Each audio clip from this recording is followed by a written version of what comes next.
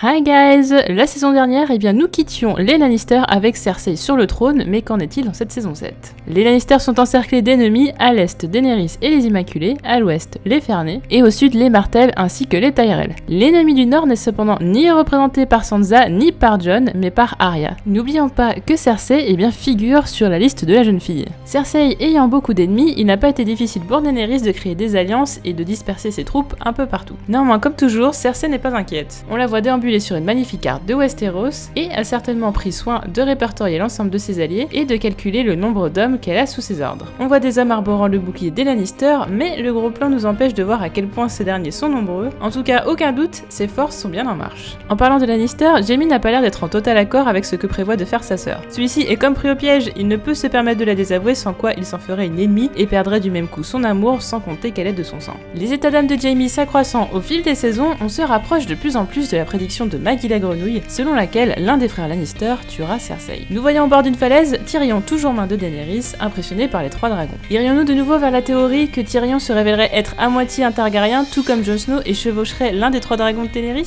Daenerys, pleine d'émotion, touche le sable de Dragonstone, l'île de ses ancêtres, mais également l'endroit où elle est née. La symbolique est d'autant plus forte que de nombreux dragons ont séjourné en ces lieux. Mélisandre est d'ailleurs venue à la rencontre de Daenerys pour lui proposer son aide, mais ne serait-elle pas aussi en mesure de révéler l'existence d'autres œufs de dragon à Dragonstone? Ce qui signifierait que ce ne sont pas les dragons de Daenerys que Tyrion regardait avec autant d'admiration. L'un des dragons de Daenerys est aux batailles navales, Drogon est avec les Dothraki. À moins que ces événements aient lieu à des moments très éloignés les uns des autres, l'hypothèse de nouveaux dragons est tout à fait possible. Par ailleurs, la prêtresse rouge Kinvara a certainement fait le voyage avec Daenerys et pourrait collaborer avec Mélisandre pour faire éclore ses œufs. Nous voyons Davos prévenir quelqu'un que si la menace des marcheurs blancs n'est pas réglée, peu importe qui s'assiera sur le trône, il mourra comme tous les autres humains. On peut donc se dire que ce dernier parle à Daenerys, elle qui tout comme Cersei n'est pas au courant que la menace des marcheurs blancs est bien réelle. Cela nous donnera l'occasion de retrouvailles très chaleureuses avec Davos qui souhaite la mort de Mélisandre. Les Immaculés ont quant à eux engagé un combat contre les Lannister dans un lieu qui ressemble très fortement à Castral Rock, la forteresse et le siège des Lannister.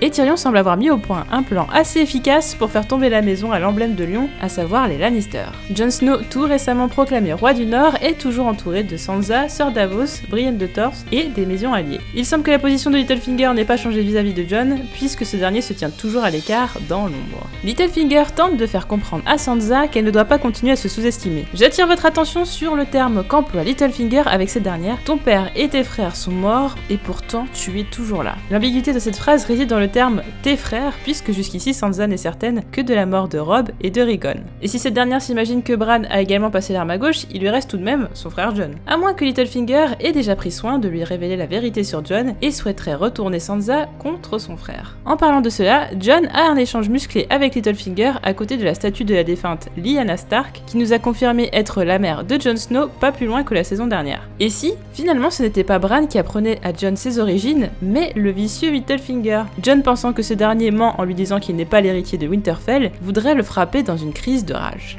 La porte de Castle Black au nord du mur s'ouvre et nous savons que Jon, Tormund et plusieurs autres sauvageons sont soit au nord du mur à en juger par le froid présent en ces lieux. Ils semblent être clairement en difficulté dans cette séquence qui ne devrait pas avoir lieu avant la fin de la saison. Theon est éclairé par des flammes, le visage grave, et on peut en déduire que plusieurs de ces bateaux ont pris feu, lesquels, étant donné la vitesse à laquelle ils prennent feu, semblent être la proie d'un dragon. Pourrions-nous alors avancer l'hypothèse que Euron Greyjoy a bien utilisé le Dragon Binder pour contrôler l'un des dragons de Daenerys? En effet, ce dernier aurait trouvé le Dragon Binder dans les ruines de Valyria pendant ses pillages, lequel, lorsque l'on souffle dedans, émet un son qui ressemble à celui de milliers d'âmes et permet d'asservir un dragon. Difficile d'identifier ces deux personnes, mais Yara et Theon semblent d'ailleurs sauter de leur bateau. Yara que l'on a d'ailleurs vu en train d'embrasser Ellaria Sand. Ce ne serait pas la seule romance du trailer puisque Missandei et Vergris vont également avoir droit à leur scène intime. Au final, Vergris n'est peut-être pas tout à fait comme Varys. La montagne a refait sa garde-robe. À en juger par la forêt enneigée, Arya ne serait plus très loin de Winterfell. Cependant, j'ai du mal à croire qu'elle va y arriver rapidement, et cela sans avoir croisé sur son chemin ni le limier avec la fraternité sans bannière, ni Bran avec Myra. Le bras de Jorah Mormont se détériore de plus en plus puisqu'il est affecté de la Greyscale. Il semble néanmoins ne pas abandonner et tester des techniques en tout genre pour guérir, tout comme le lui avait ordonné Daenerys. Enfin, pour clôturer ce trailer, nous voyons de très nombreux Dothraki se battre contre l'armée des Lannister dans dans une plaine survolée par Drogon, ce qui nous annonce une scène de bataille très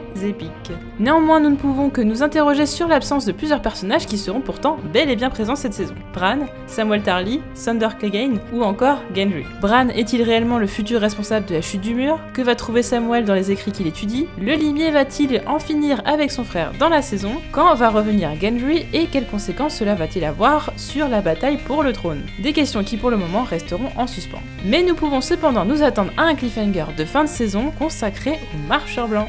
En tout cas, n'hésitez pas à donner votre avis en commentaire sur ce trailer, et puis si vous avez trouvé quelques petites subtilités dedans que je n'aurais pas vues, n'hésitez pas aussi à la mettre en commentaire, ainsi que vos théories pour cette saison 7, et on se retrouve très vite pour d'autres vidéos. Salut!